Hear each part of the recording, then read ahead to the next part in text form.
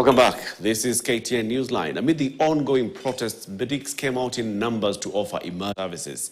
This is even as police officers interfered with the process at the All Saints Cathedral, forcing medics to close early and run for safety.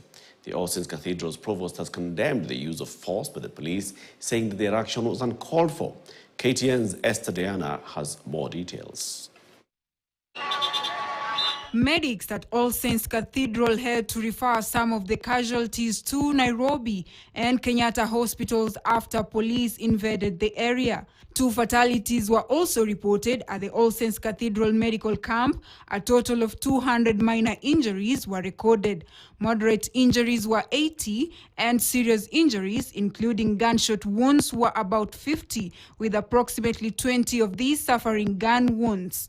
Police, they're very ruthless on actions into their hands. Wakani shoot rubber bullet, unaweza ona like sijui imetengenezwa aje, like rubber bullet imepaswa hapa hadi kwa mkono. Those policemen are not okay. People are not armed, but meanza kutupiga tear gas like hata si juu wanarusha. They are aiming at people.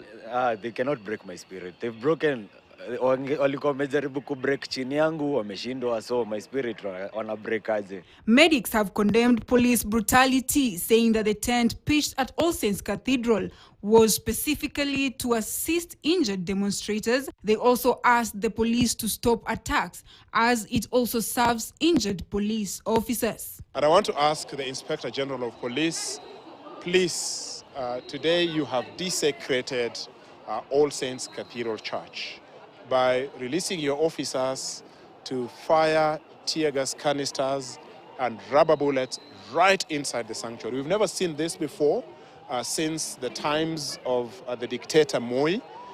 We are seeing a resurrection of that. And we want to say as a church from this spot that we are unhappy, and we will be calling on the Inspector General of Police and the President to apologize to the church. Provost Evan Sumolo, while condemning police brutality, has asked the government to listen to its people and shelve the finance bill and allow the country to go through a fresh process on how they want to be taxed. The provost further asks the Inspector General to tender an apology for the way they handled the media and the medical teams. We want to ask the government, if you cannot listen to this, if you cannot listen to what Kenyans are saying out of this protest, and by the way, this is not a Gen Z matter. This is a national matter.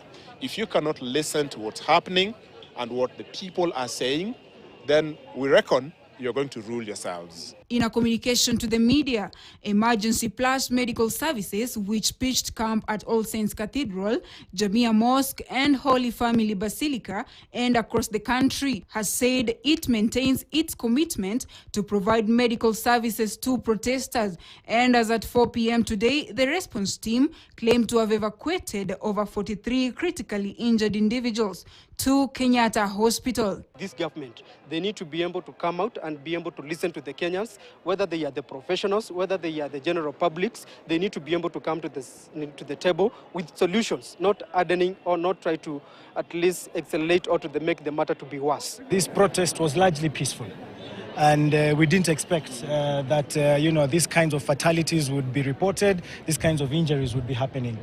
We are very saddened, and we want to inform the state that Kenya has moved many years from those dark days. They were never armed with anything. They were only armed with their brains. They were only armed with placards. They were only armed with their phones.